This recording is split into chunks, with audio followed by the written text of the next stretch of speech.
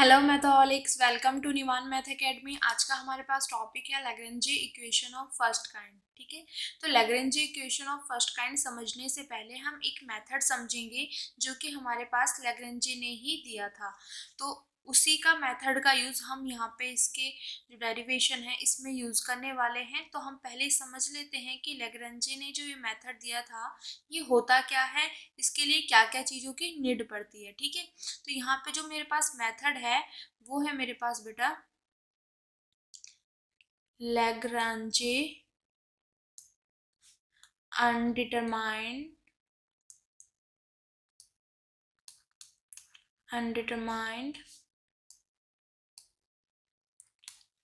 Multipliers, इतना के लिए और मेथड। ठीक है, लैग्रेंजे ने दिया था इसलिए इसका नाम लैग्रेंजे पड़ा, और यहाँ पे कुछ अनडिटरमाइंड मल्टीप्लायर्स होंगे इसलिए इसका मेथड का नाम लैग्रेंजे अनडिटरमाइंड मल्टीप्लायर मेथड। ठीक है, तो ये हमारे पास किस लिए यूज होता है, जब हमारे पास एक मतलब दो से ज़्यादा वेरिएबल आ जाए और हमें मैक्सिमम मिनिमम फाइंड करना हो तब वहाँ पे ये मेथड यूज होता है। देन दूसरी चीज़ आप कह सकते हो बेटा इसको, ठीक है, इसको क्या कह सकते हैं कि जब हम मैक्सिमा मिनिमा फाइंड करते हैं तो वहाँ पे हम एक्स वाई और जेड की ही तो वैल्यू निकालते हैं। तो ये भी कह सकते हैं कि हम ये मेथड यूज होता है जब हमारे पास दो से ज़्यादा वेरिएबल होते हैं और हमें वहाँ पे एक्स वाई जेड की वैल्यू निकालनी हो, ये भी कर सकते हैं। देन जब फंक्शन में हमारे पास यहाँ पे एक्स वाई जेड और कुछ फंक्शन होगा तो वहाँ पे जब हम एक्स वाई जेड की वैल्यू निकाल सकते हैं तो पुट करके हम वहाँ पे एफ एक्स वाई जेड की वैल्यू भी निकाल सकते हैं। तो ये थोड़ा सा उससे रिलेटेड है, बट हमें हमारे पास जो मेन चीज़ है यहाँ पे हम वो चीज़ करेंगे। ठीक है, तो हमारे पास यहाँ पे क्या है कि जब ये मेथड यूज़ करते हैं हम तो इसके लिए हमारे पास दो चीज़ों का होना बहुत ज़रूरी है। नंबर वन क्या है हमारे पास कि एक फंक्शन है, ठीक है। दूसरी यहाँ पे कंडीशन होती है, एक भी हो सकती है, एक से ज़्यादा भी कंडीशंस हो सकती है, इसलिए मैंने यहाँ पे कंडीशन नहीं कंडीशंस लिखा है। ठीक है, तो मेरे पास यहाँ पे जैसे मैं देखो मैंने बोला दो से ज़्यादा वेरिएबल मतलब 3 वेरिएबल्स 4 वेरिएबल्स 5 6 7 कितने भी वेरिएबल्स हो सकते हैं। जनरली मैं यहाँ पे अगर मान के चलूँ, मैंने मान लिया कि 3 वेरिएबल का फंक्शन है और यहाँ पे जो मेरे पास कंडीशन है वो भी मैंने अभी यहाँ पे एक कंडीशन ली है। तो यहाँ पे हम एक फंक्शन तैयार करते हैं एक्स वाई जेड और लैम्डा, किस तरीके से तैयार करते हैं कि जो मेरे पास ये फंक्शन है जिसका मुझे मैक्सिमम मिनिमम फाइंड करना होता है दिस, प्लस यहाँ पे एक मल्टीप्लायर हम यूज करते हैं फाइव एक्स वाई जेड। ठीक है, इस तरीके से इस ये वाला जो नया फंक्शन बनाते हैं हम इस तरीके से बनाते हैं। अगर मेरे पास एक से ज़्यादा कंडीशन हुई, बाय चांस मेरे पास हुई 5 1 5 2 दो कंडीशन, तो यहाँ पे मेरे पास जो मल्टीप्लायर्स यहाँ पे आएंगे वो λ1 λ2, 3 हुए तो 3 4 हुए तो 4। ठीक है, उसी बेस पे। तो अगर मैं इसकी बात करूँ तो ये मेरे पास किस फॉर्म में हो जाएगा, एफ प्लस लैम्डा 5। ठीक है, और इसी को जो ये लैम्डा हमने मल्टीप्लाई जो जिससे किया मल्टीप्लायर जो है इसी को बोलते हैं हम अनडिटरमाइंड मल्टीप्लायर।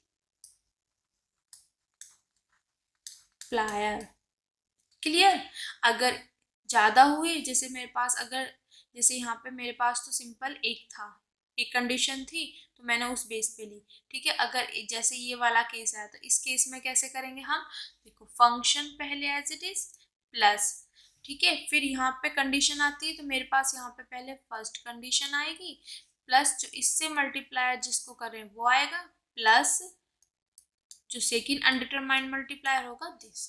करना क्या है, फंक्शन एज इट इज रखना है, जो मेरे पास यहाँ पे अनडिटरमाइंड मल्टीप्लायर है उसको उसकी कंडीशन से फिर इसको इसकी अपनी जो जिसके लिए माना है उससे मल्टीप्लाई करके यहाँ पे ऐड कर देंगे। तो इस तरीके की ये फॉर्म बनाते हैं, तो इसी का हम यूज यहाँ पे करने वाले हैं। और यहाँ पे क्या है, हम दो कंडीशन लेके चलेंगे, फिर उसी के लिए हम दो अनडिटरमाइंड मल्टीप्लायर्स मानेंगे और फंक्शन में ये चीज़ें ऐड कर देंगे। ठीक है, तो आपको समझ आया होगा what is the Lagrange undetermined multiplier method. एक फंक्शन हो गया, कंडीशन होगी, ठीक है, तो हम इस तरीके से तैयार करते हैं फंक्शन प्लस लैम्डा और कंडीशन। लैम्डा मेरे पास होता है अनडिटरमाइंड मल्टीप्लायर, जैसे कंडीशंस बढ़ेंगी वैसे ही मेरे पास लैम्डा मतलब अनडिटरमाइंड मल्टीप्लायर्स बढ़ते चल जाएंगे। ठीक है, क्लियर। तो आई होप यहाँ तक तो आपको ये चीज समझ आ गई। अब हम चलते हैं अपने मेन टॉपिक पे। क्लियर बेटा? देखो, we know 4 particles of a constraint system. हमें पता है कि जो हमारे पास कंस्ट्रेंट सिस्टम के पार्टिकल है उनके लिए ये वाला होता है। अब ये कहाँ से आया बेटा? जो मैंने यहाँ पे पॉसिबल एक्सेलरेशन वाला जो पोर्शन कराया था, ये चीज हमने वहां पे यूज की है, इसका पूरा ड्राइव किया हुआ है। क्लियर? तो आप वहां पे जाके देख सकते हो, और ये आपको हमारे यूट्यूब चैनल की प्लेलिस्ट मतलब क्लासिकल मैकेनिक्स की प्लेलिस्ट में जाके मिल जाएगा पॉसिबल एक्सेलरेशन। क्लियर? तो यहाँ पे हम सिर्फ इसका यूज करने वाले हैं, तो वही चीज हम यहाँ पे यूज कर रहे हैं। ठीक है, अब ये चीज तो मैंने आपको समझा दिया। अब आगे चलते हैं। अब देखो यहाँ पे बेटा यहाँ पे मैंने बोला ये वाला जो आया मेरे पास पॉसिबल एक्सेलरेशन आया, तो हमें पता होना चाहिए कि ये है क्या। तो देखो यहाँ पे अगर मैं बात करूँ एम के की, यहाँ पे बात करूँ मैं डब्ल्यू के वेक्टर की, यहाँ पे बात करूँ मैं एफ के वेक्टर की, यहाँ पे मैं बात करूँ आर के वेक्टर की, तो ये मेरे पास क्या है? देखो एम के मेरे पास क्या होगा? मास होगा of kth particle. kth particle का ये मेरे पास क्या होगा? मास होगा। ये मेरे पास होता है बेटा एक्सेलरेशन ऑफ kth पार्टिकल। ठीक है, kth पार्टिकल का एक्सेलरेशन, इतना clear? This is the effective force. ये मेरे पास क्या होता है? इफेक्टिव फोर्स होता है। और यहाँ पे मेरे पास जो होता है this is the reaction force. ये मेरे पास क्या होता है? Reaction force. इतना क्लियर? तो देखो M K W K vector equal to F K plus K R K vector, तो ये मेरे पास हो गया mass into acceleration equal to effective force plus the reaction force. ठीक है, अब यहाँ पे जो ये के वर्ड यूज किया गया है, ये क्या है मेरे पास? पार्टिकल्स के लिए यूज, मैंने यहाँ पे लिखा ना kth पार्टिकल। तो मेरे पास जो सिस्टम है उसमें मेरे पास n पार्टिकल्स हैं, 1 2 3 सोन लेके n पार्टिकल्स हैं। तो k की वैल्यू मेरे पास क्या हो सकती है? 1 भी हो सकती है, 2 भी हो सकती है, 3 भी, सो ऑन एन। कि फर्स्ट पार्टिकल के लिए 1 रख दो, यहाँ पर 2 पार्टिकल के लिए 2 रख दो, 3 पार्टिकल जो तीसरा पार्टिकल है उसके लिए 3 रख दो, 4 पार्टिकल जो चौथा पार्टिकल है उसके लिए हम 4 रख दें। इस तरीके से ही तो होगा, k की वैल्यू पुट करते चल जाओ, उस पार्टिकल की बात आ जाएगी। अगर हम पहले पार्टिकल की बात करें तो ये, दो पार्टिकल की बात करें तो k2। ठीक है, k की वैल्यू 2 आ जाएगी। तो यहाँ पे ये जो k हमें पास दिखा रहा है वो हमारे पास पार्टिकल्स की बात करें कि हमारे पास n पार्टिकल सिस्टम है। ठीक है, अब देखो यहाँ से देखना बेटा, we now find the expression for the reaction forces Rk by mean of Lagrange's undetermined multipliers। यहाँ पे हम जो एक्सप्रेशन फाइंड करने वाले हैं वो रिएक्शन फोर्स, जो ये मैंने अभी आपको रिएक्शन फोर्स बताया है, इसका हम एक्सप्रेशन फाइंड करेंगे। किसकी हेल्प से करेंगे? लैग्रांजे अनडिटरमाइंड मल्टीप्लायर, जो मैंने अभी आपको बताया है। अब देखो इसका मुझे एक्सप्रेशन फाइंड करना, वो भी इस मेथड से। तो ये मेथड क्या कहता है? मेरे पास यहाँ पे एक फंक्शन होना चाहिए, कंडीशंस होनी चाहिए, और फिर अनडिटरमाइंड मल्टीप्लायर हम अपनी साइड से लेंगे। तो इसका मतलब हमें पहले कंडीशन देख लेते हैं देन फंक्शन, ये तीन चीज तो देखते हैं ना।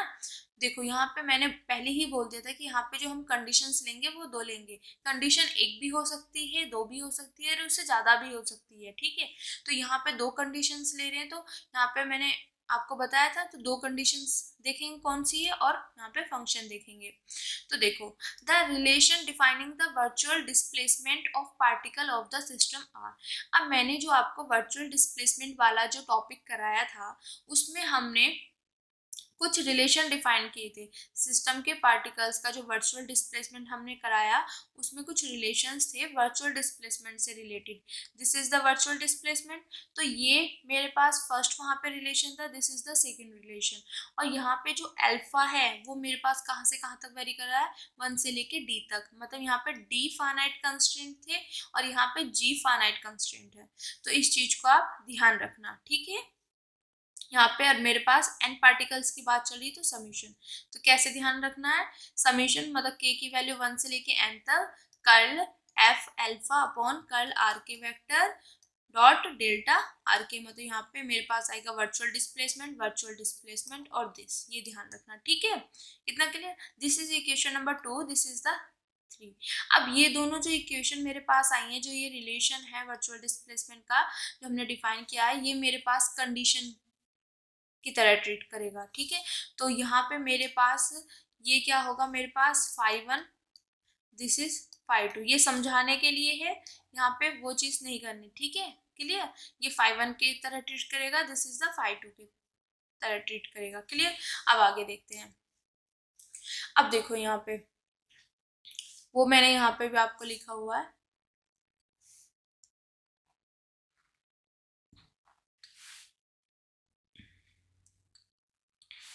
ठीक है बेटा। अब देखो व्हेन कंस्ट्रेंट आर आइडल। अब देखो मैंने यहाँ पे जो है φ1 और φ2 ये तो मान लिया, तो कंडीशन तो आ गई। अब मुझे ये भी तो देखना है ये कहाँ से आएगा। तो देखो मैं कंस्ट्रेंट मतलब क्या बात कर रही हूँ, रिएक्शन की बात कर रही हूँ, रिएक्शन फोर्स की तो बात कर रही हूँ। अब रिएक्शन फोर्स की बात अगर मैं कर रही हूँ तो मैं जाऊंगी कि मेरे पास क्या कंस्ट्रेंट होगा, आइडल। जब आइडल कंस्ट्रेंट होगा तो यहाँ पे मेरे पास रिएक्शन फोर्स भी आएगा और साथ में वर्चुअल डिस्प्लेसमेंट भी आएगी, reaction force and virtual displacement, ठीक है। तो यहाँ पे हमने मान लिया कि जब हमारे पास कंस्ट्रेंट आइडल होगा तब दिस इक्वल टू 0। अब ये कैसे हुआ वो चीज समझने की कोशिश करेंगे। ये मेरे पास क्या होता है, रिएक्शन फोर्स, ठीक है, दिस इज रिएक्शन फोर्स। ये मेरे पास होता है रिएक्शन फोर्स, मींस फोर्स है ना, इतना क्लियर। और ये मेरे पास जो यहाँ पे है ये वर्चुअल डिस्प्लेसमेंट है, वर्चुअल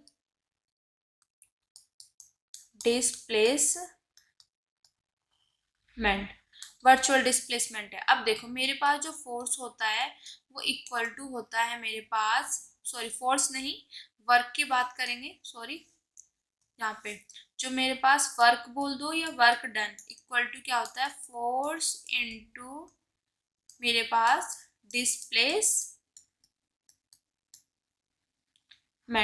ये होता है।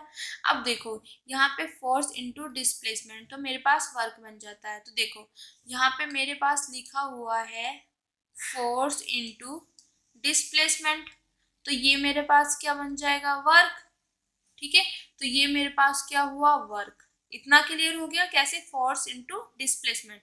भले से यहाँ पे रिएक्शन फोर्स है या वर्चुअल डिस्प्लेसमेंट है पर बात तो वही है, फोर्स इनटू डिस्प्लेसमेंट, तो दिस इज द वर्क। अब यहाँ पे समीशन है, तो समीशन का मतलब क्या है, मेरे पास के की वैल्यू जो जा रही है मेरे पास यहाँ पे 1 से लेके n पार्टिकल है। तो मेरे पास जो ये वर्क आएगा ये फर्स्ट पार्टिकल के लिए भी आएगा, ठीक है, ये सेकंड पार्टिकल के लिए भी आएगा, सोन करते करते ये मेरे पास n पार्टिकल के लिए भी, जो nth पार्टिकल है उसके लिए भी आएगा। इतना क्लियर।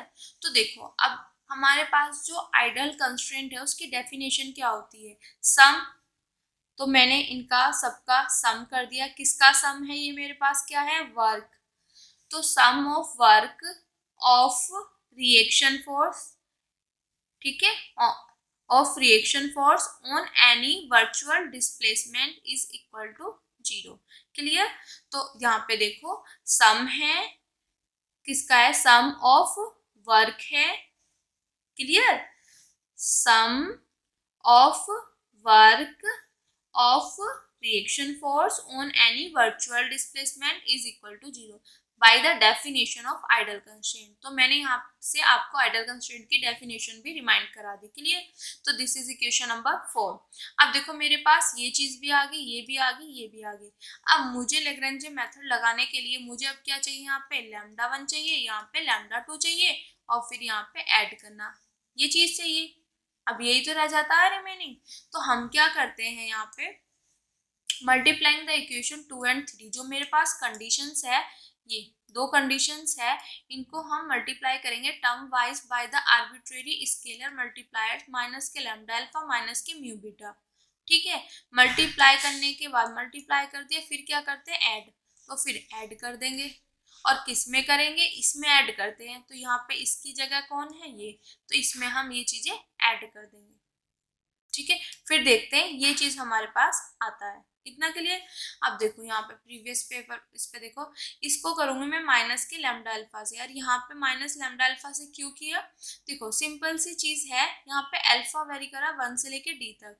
तो वैसे तो मुझे λ1 λ2 इस तरीके से, बट यहाँ पे अल्फा वेरी कर रहा है, तो इसलिए हमने यहाँ पे माइनस के लैम्डा अल्फा माइनस साइन लेके, ठीक है, इसको मल्टीप्लाई किया माइनस के म्यू बीटा। ओके, इतना क्लियर? अब यहाँ तक मेरे पास ये चीज होगी। अब आगे देखते हैं कैसे किया। अब ये चीज जो मेरे पास f है, ये चीज मैं यहाँ पे रखूंगी एज इट इज, दिस पूरा का पूरा f एज इट इज यहाँ पे। ठीक है, प्लस अब क्या है मेरे पास, यहाँ पे देखना, ये वाली चीज मेरे पास, ठीक है, और दिस, ये पूरा का पूरा एज इट इज रहेगा, बट इससे किसको मल्टीप्लाई हुआ, माइनस के लैम्डा अल्फा। तो माइनस के लैम्डा अल्फा और दिस एक साथ, और ये तो यहाँ पे ध्यान देना, दिस माइनस के लैम्डा अल्फा इसके साथ, और डॉट दिस प्लस, सिमिलरली एक मिनट बेटा, इसको म्यू बीटा से, तो ये एज इट इज, ये एज इट इज, इसको म्यू बीटा और दिस, तो वो रख दिया, इसको म्यू बीटा से और दिस। तो मेरे पास जो चीज यहाँ पे हमें देखने को मिली, ये एज इट इज हो गया, यहाँ पे माइनस के लैम्डा अल्फा से मल्टीप्लाई कर दिया, ये पूरा, ये यहाँ से ये और ये आ गया। ठीक है, सेम वही है, पीछे सिर्फ मल्टीप्लाई करके लिखा है, इक्वल टू 0। 0 कैसे, देखो बेटा, यहाँ पे इसको मल्टीप्लाई करेंगे, इससे 0 बन जाएगा, इससे मल्टीप्लाई करेंगे 0 बन जाएगा, और इसमें ऐड करेंगे 0 आ जाएगा। इतना क्लियर? यहाँ पे 0 ऐड करेंगे 0 आ जाएगा। अब मेरे माइंड में ये चीज आता है कि ये पोर्शन कैसे आया, यहाँ पे समीशन कैसे आ गया, वो चीज तो पता होना चाहिए ना। अब इसको समझते हैं, ये समीशन आया कैसे। ओके,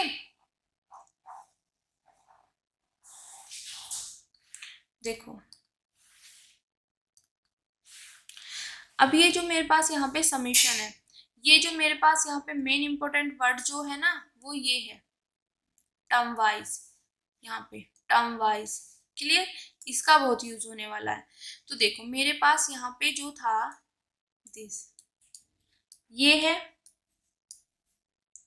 ओके, और इसको मैंने यहाँ पे मल्टीप्लाई किया माइनस के लैम्डा अल्फा से, और दिस सिमिलर यहाँ पे माइनस के म्यू बीटा, और यहाँ पे दिस, यही है ना, दिस और दिस।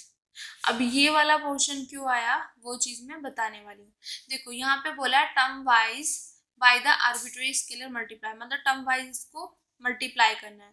तो अल्फा की वैल्यू मेरे पास जा रही है 1 2 से लेके डी तक, तो मैं यहाँ पे अल्फा की वैल्यू रखूंगी, तो माइनस λ1 कल α1 अपॉन कल आर के, ये चीज एज इट इज, फिर 2 रखो,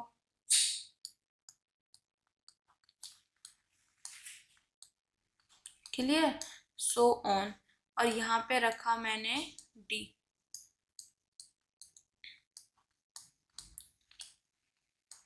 इतना क्लियर?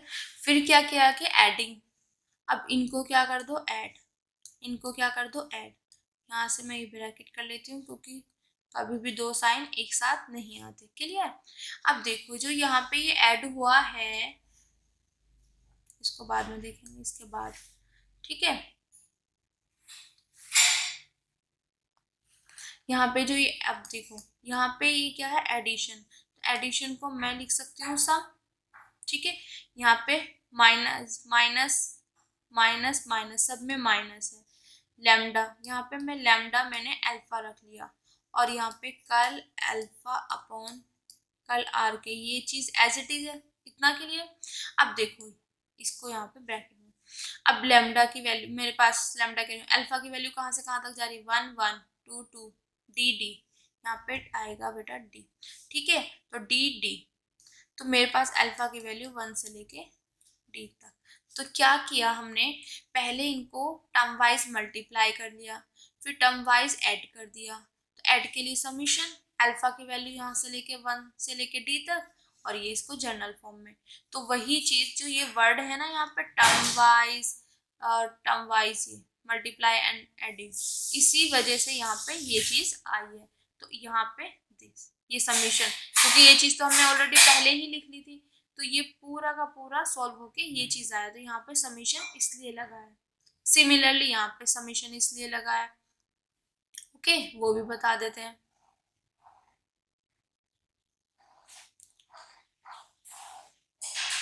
देखो यहाँ पे क्या है मेरे पास, दिस। ओके, अब इसमें भी मेरे पास बीटा कहाँ से कहाँ तक वेरी कर रहा है, 1 2 से लेके जी तक। तो वैल्यू रखो, 1 रखा हमने तो ये आया, 2 रखा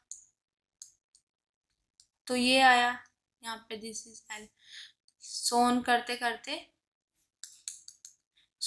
करते यहाँ पे मैंने रखा जी की।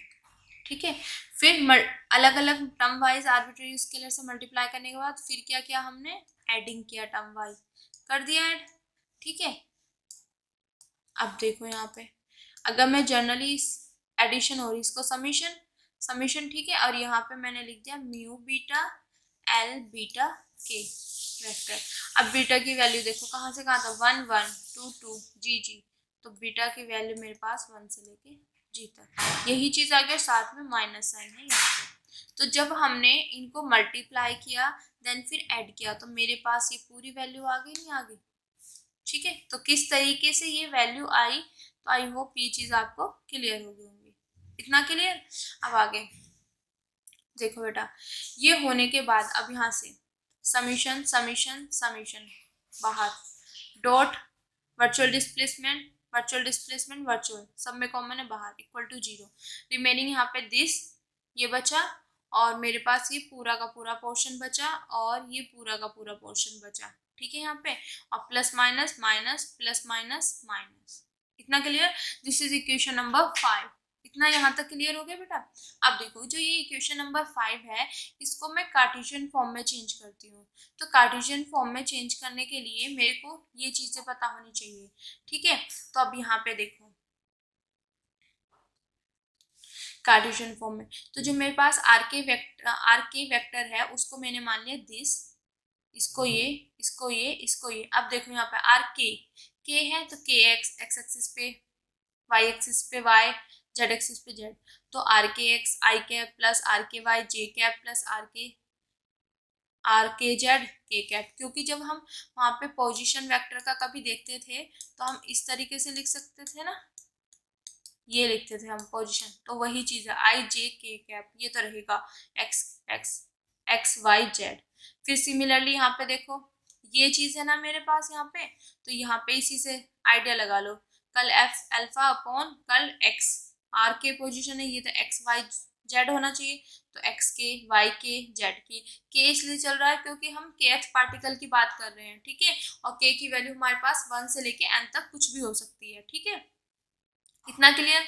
फिर एल बीटा के वेक्टर, ये क्या हो जाएगा, ए बी सी बीटा के आई जे कैप तो सब में लगेगा। ठीक है, फिर दिस इज डेल, अगर मैं यहाँ पे डेल लगा दूं तो ये डेल हो जाएगा, दिस डेल और दिस डेल, और वैसे भी यहाँ पे आर के है तो यहाँ पे के हो जाएगा के, तो हमारे पास क्या आ जाएगा, डेल्टा एक्स के आई कैप, डेल्टा वाई के जे cap, delta Z k cap.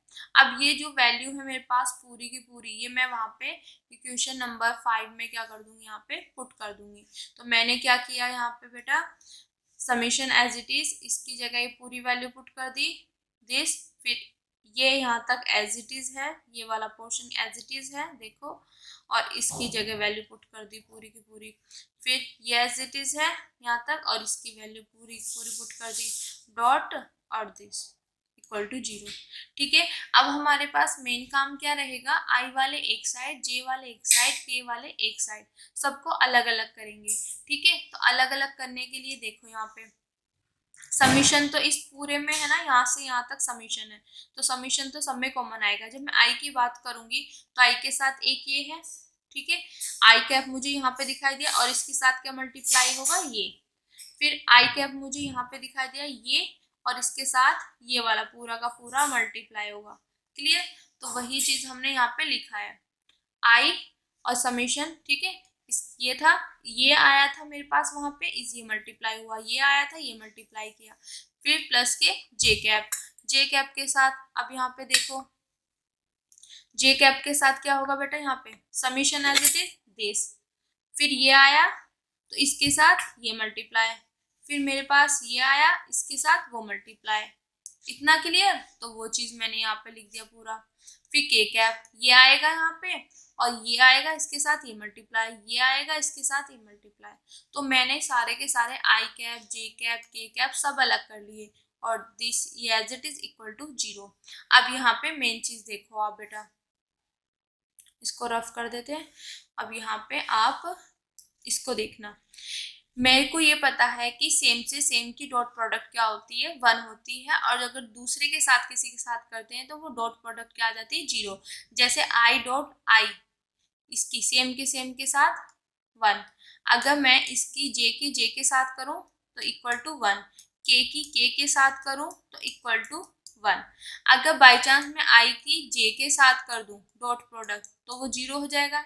जे की अगर मैं के साथ कर दूं तो भी 0 आएगा, के की अगर मैं आई के साथ, आई कैप के साथ कर दूं तब भी 0 आएगा।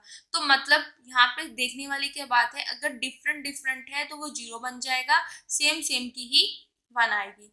तो अगर मैं यहाँ पे बात करूं, देखो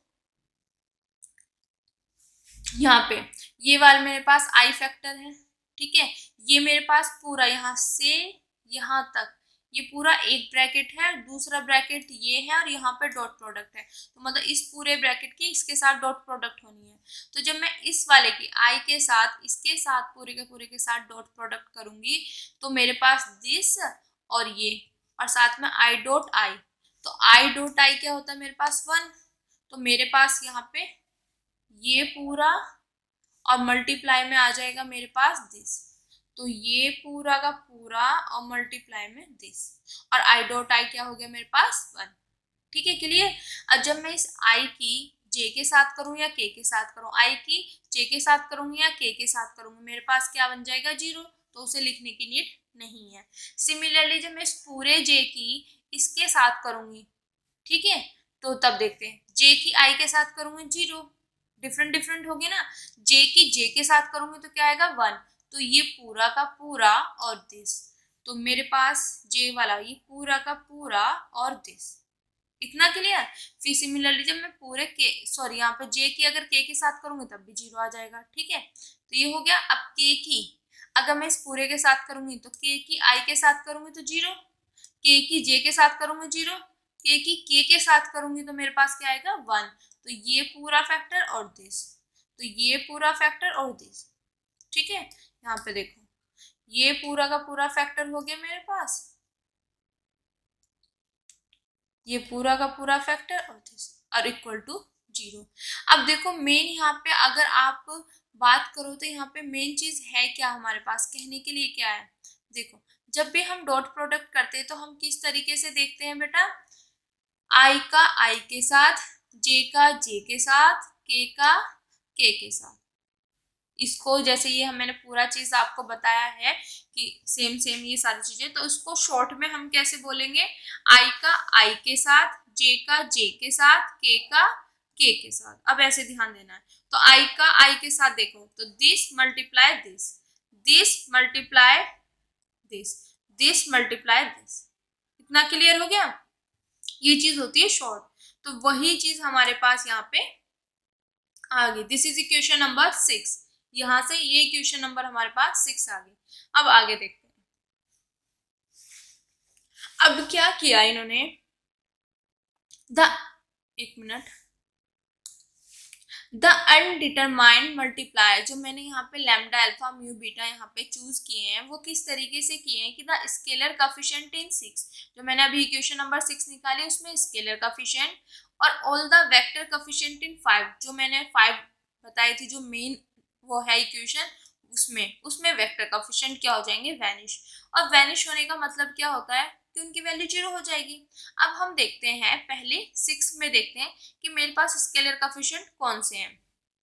देखो स्केलर कोफिशिएंट ये है, इसके कोफिशिएंट कौन से, दिस, ये है, इसके कोफिशिएंट कौन से, दिस, ये है, तो इसके कोफिशिएंट दिस।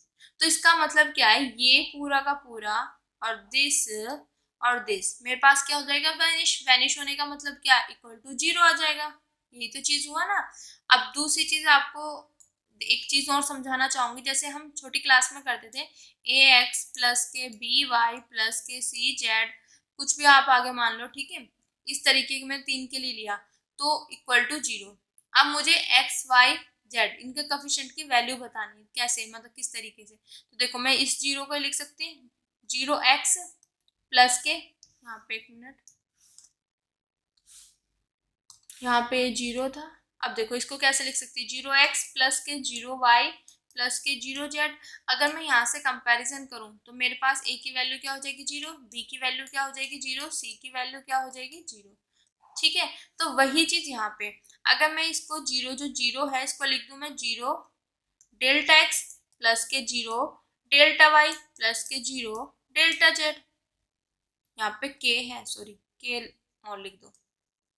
ठीक है, तो ये अगर कंपैरिजन करने लग जाए तो ये पूरा का पूरा जो यहाँ से है मेरे पास दिस, ये पूरा का पूरा किसके इक्वल हो जाएगा 0 के, ये पूरा का पूरा किसके इक्वल हो जाएगा 0 के, और ये भी पूरा का पूरा किसके इक्वल हो जाएगा 0 के। या हम बोल दें कि इन इक्वेशन 6 में मेरे पास जो स्केलर कोफिशिएंट है वो मेरे पास क्या हो जाएंगे, वैनिश हो जाएंगे, मतलब इक्वल टू 0। अब एक चीज, ये तो मैंने इक्वेशन 6 की बात कर दी, जब ये और ये इक्वल टू 0 आ जाए। अब हम करते हैं फिफ्थ में। फिफ्थ मेरे पास यहाँ पे है दिस। फिफ्थ में देखो, फिफ्थ में वो बोल रहा है कि जो मेरे पास वेक्टर कोफिशिएंट है वो इक्वल टू 0 हो जाएगा। इसका मतलब यहाँ पे देखो जब वहाँ पे हमने बात की थी तो वहाँ पे की थी डेल्टा एक्स के, डेल्टा वाई के, वाई के, तो डेल्टा जेड के, ये बात की थी। ठीक है, यहाँ पे मेरे पास ये तो स्केलर के उसमें था। ठीक है, अब यहाँ पे देखो वो कार्टेशियन फॉर्म में था। अब वेक्टर कोफिशिएंट मतलब इसके साथ वाला, तो ये पूरा का पूरा मेरे पास वैनिश होगा। वेक्टर कोफिशिएंट क्या आएगा मेरे पास, ये। तो अगर मैं यहाँ पे बात करूँ तो 0 को मैं किस तरीके से लिख सकती हूँ, 0 dot product delta R K vector. ठीक है, अब देखो अगर मैं कंपैरिजन भी करूं तो ये पूरा का पूरा किसके इक्वल हो जाएगा 0 के। आप ऐसे भी देख सकते हो। ठीक है, किस तरीके से किया, वहां पे स्केलर कोफिशिएंट जो इनके साथ है वो वैनिश हो गए, और यहाँ पे this is the vector coefficient, क्योंकि यहाँ पे वेक्टर साइन लग रहा है। ठीक है, तो वेक्टर कोफिशिएंट हुआ, ये हो गया मेरे पास वैनिश, मतलब इसकी वैल्यू 0 हो गई। ये तो मैंने कर दिया एक काम। ठीक है, अब देखो एक चीज बताना चाहूंगी यहाँ से, बेटा ये 0 इक्वल टू दिस 0 और दिस इक्वल टू 0, जब हम इन तीनों को कंबाइन करेंगे तो मेरे पास वापस ये वाला ही पोर्शन आ जाएगा, क्योंकि इसी से मैंने वो कार्टेशियन फॉर्म बनाई है। तो अगर मैं उनमें आई जे यहाँ पे इससे मल्टीप्लाई कर दूं, आई से इसको मल्टीप्लाई कर दूं, जे से इसको मल्टीप्लाई कर दूं, के कैप से, तो मेरे पास वापस की वापस ये वाली फॉर्म बन जाएगी पूरी की पूरी यहाँ से यहाँ तक। तो दोनों की बात सेम है, मतलब 6 में जो है स्केलर कोफिशिएंट वैनिश हो जाएंगे, और जो मेरे पास फिफ्थ है इसमें वेक्टर कोफिशिएंट वैनिश हो जाएगा। दोनों में से आप कोई सा भी ले लो, वो थोड़ा सा लॉन्ग पड़ जाएगा, उसमें वो तीनों इक्वेशन लो फिर उन्हें आई जे से मल्टीप्लाई करो, फिर वापस मेरे पास यही चीज आनी है। तो इससे बेटर है मैं यही ले लूं। ठीक है, अगर ये वैनिश होगी तो देखो क्या होगा, इक्वल टू क्या आएगा बेटा, यहाँ पे देखो यहाँ तक हो गया, तो अगर ये वैनिश होगा तो equal to this equal to 0। Clear हो गया ना, वेक्टर कोफिशिएंट इक्वल टू 0।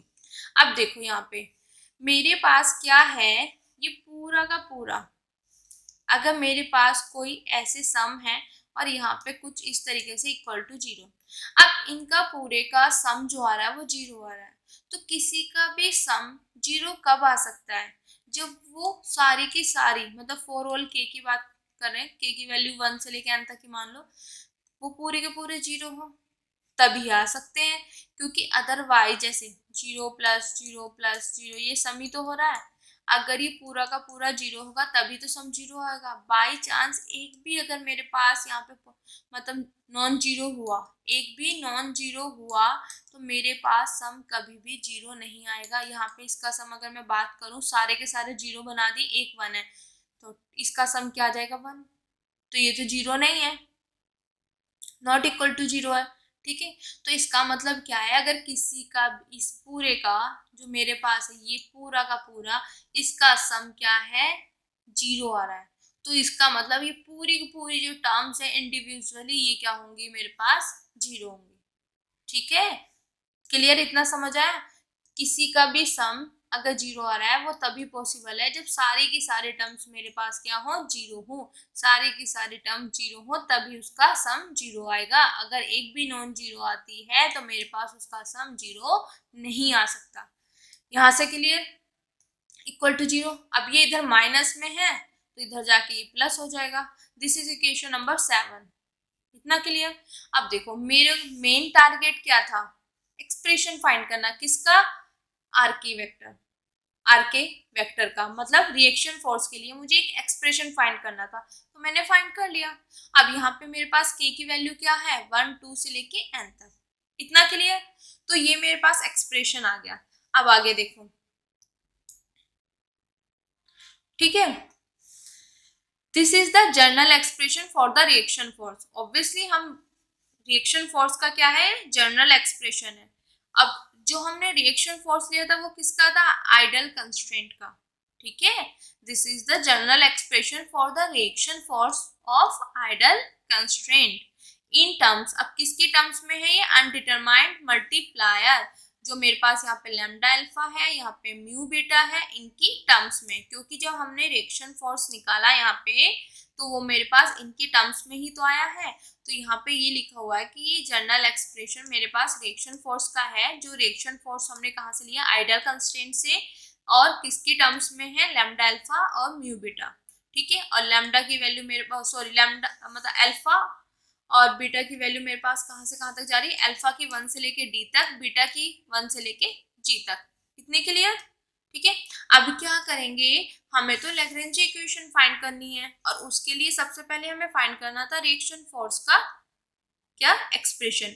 अब जो हमारे पास इक्वेशन नंबर फर्स्ट थी उसमें ये रिएक्शन फोर्स क्या कर देंगे, पुट कर देंगे। तो मेरे पास फर्स्ट इक्वेशन क्या थी बेटा, दिस। अब यहाँ पे ये चीज एज इट इज, ये चीज एज इट इज, इसकी जगह वो वैल्यू पुट हो जाएगी। क्लियर? तो यहाँ पे देखो, इतना क्लियर हो गया। ठीक है, अब हम उस जगह पुट कर देंगे। तो मैंने क्या किया, ये एज इट इज, ये एज इट इज, और रिएक्शन फोर्स की जगह ये पूरी की पूरी वैल्यू पुट कर दी। तो ये मेरे पास इक्वेशन आ गया, और के की वैल्यू 1 से लेके n तक वेरी करी। तो जो ये इक्वेशन नंबर 8 है बेटा, इसी को हम बोलते हैं Lagrange equation of first kind. इतना क्लियर, समझ आ गया? This is the Lagrange equation of first kind. अब देखो हमारा प्रूफ हो चुका है कंप्लीट। ठीक है, सबसे पहले हमने एक्सेलरेशन और पॉसिबल एक्सेलरेशन से वहां से ये चीज लिया।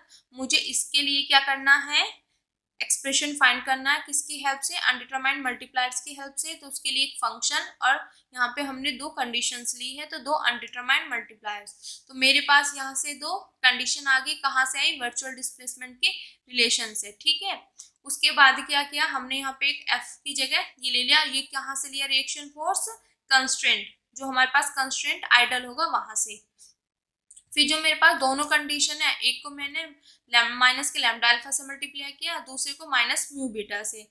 तो दिस फंक्शन ये पूरा का पूरा ऐड, ठीक है, और ये एज इट इज, ये एज इट इज। फिर लैम्डा माइनस के लैम्डा अल्फा से मल्टीप्लाई किया, माइनस के म्यू बीटा से। फिर यहाँ पे समीशन क्यों आया, क्योंकि हमने टर्म वाइज मल्टीप्लाई किया, टर्म वाइज ऐड किया। इतना क्लियर हो गया?